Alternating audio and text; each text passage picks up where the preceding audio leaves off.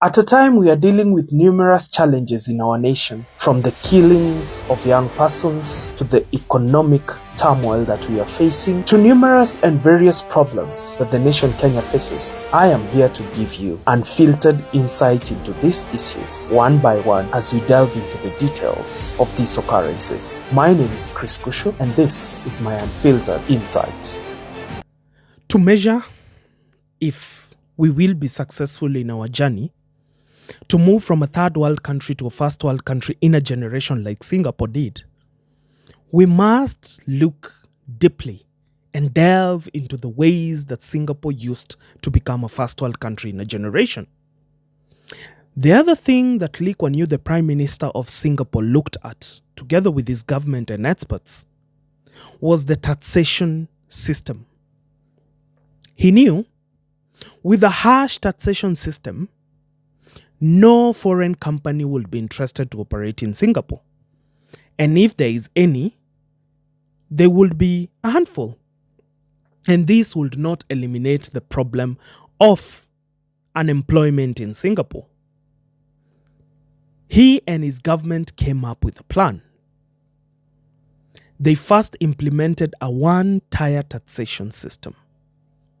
That means if a company is a resident company in Singapore and you invest in it and buy shares, when dividends are paid on those shares, in your hands, they are tax-free.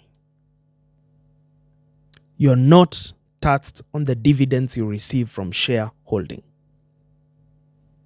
Another thing, the corporate taxation rate was lowered in Singapore to encourage multi-billion-dollar companies to invest in Singapore and companies that needed high skills.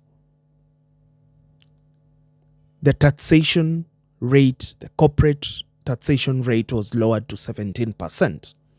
And in some cases where companies qualify for that exemption, they are taxed at 13.5%. This encouraged industrialization in scales that were not fathomable in those times. Oil companies like Shell BP invested in Singapore. Companies like Google and others invested in Singapore because they saw the potential of thriving in those environments. They left other markets and went to Singapore. To the point that today, almost every other high-value financial institution has a regional head office in Singapore because the taxation regime, the corporate tax was low and it was encouraging investment.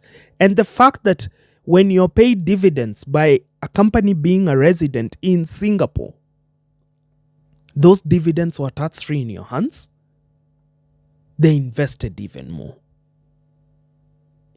And those high-skilled, demanding companies had a ready workforce to employ because the Singapore educational system had been changed to produce highly skilled workers.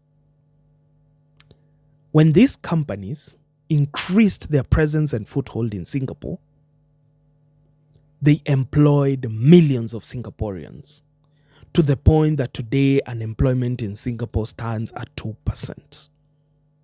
And with these investments, you find that the economy of Singapore thrives, to the point that its GDP per capita is around $84,000 to $94,000, which is higher than the United States, which is higher than the United Kingdom, which is higher than majority of these countries that are famous and known as first world countries.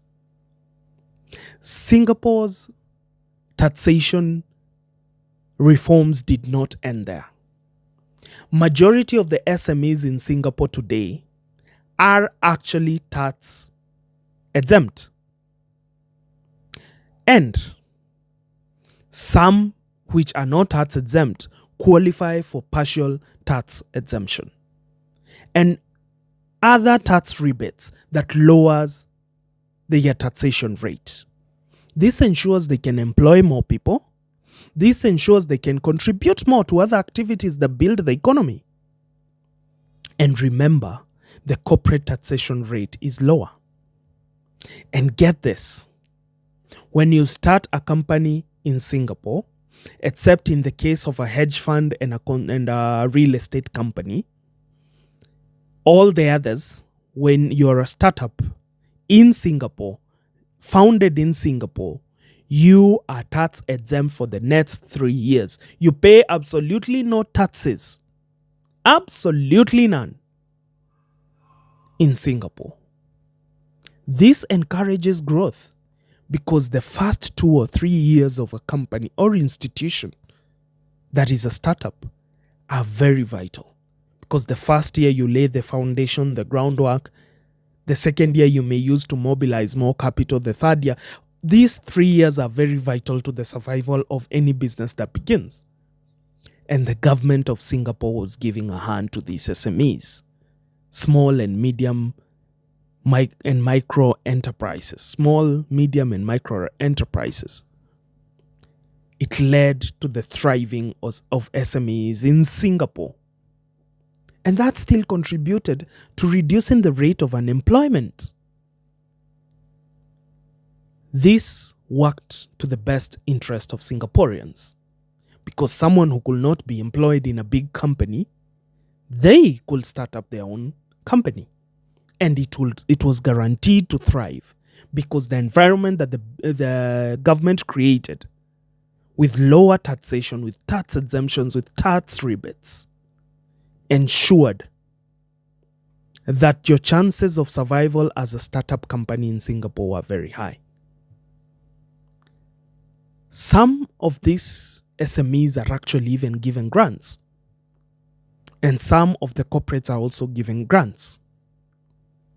This solving of the taxation problem in Singapore led to the rapid and immense growth of the economy of Singapore, which propelled it from a third world or developing country all the way to a first world in between 20 to 25 years.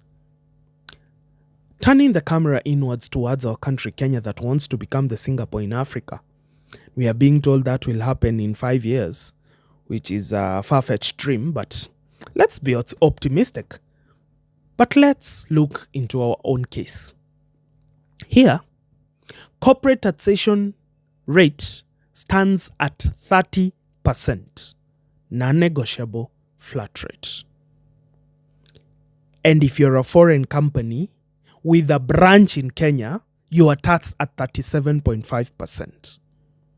And to make matters even worse, and to chase away foreign companies from investing here, because this is exactly what this taxation system does, because it's a multi-tier taxation system. After you have paid the 37% as a foreign company, when you're repatriating your profits from the business you've done in Kenya back to your country, you pay another 15% on those profits. While Singapore taxes 17% corporate tax on the taxable income of companies, while Singapore gives local startups these incentives of being tax exempt for 3 years to allow for growth, Kenya will choke you from the beginning of the inception of your company. How many startups that could have changed the face of the country? How many startups that could have turned unemployment upside down and encouraged employment and employed thousands have died because of the taxation regime in Kenya? The moment you begin a company in Kenya, you are eligible to pay taxes from the word go. And the moment you hit, within the first year, the moment you hit your first 5 million in turnover, not gross profit, not net profit, the moment you hit 5 million turnover, that means capital profits combined, you are now even eligible for 16% VAT. So the tax burden increases and increases and increases, even at the initial stages that you're supposed to receive support from the government to grow. It guarantees an almost certain death of your startup. It takes so much effort to grow that company. And when a foreign company like Google wants to come and set up offices here, employ thousands of Kenyans, reduce unemployment rate, it is hit with a 37.5% corporate tax and a 15% profit repatriation tax on its profits. When car assembly and car manufacturing companies would want to come and set up shop here, they come, do their due diligence, and realize they cannot set up shop in Kenya. Because one, the taxation regime is absolutely unpredictable. It changes with every administration that comes in. Two, it chokes you to the death. The majority of your profits and your turnover goes to the governments. If we want Kenya to go to a first world country within the shortest period of time, which is maybe 20 to 25 years, then the taxation system must be made a one-tier taxation system. Otherwise, with all this talk of transforming Kenya into a Singapore, with the current tax regime we have, with the current taxation system we have, it remains but a dream, and a far-fetched one. That is my unfiltered insight.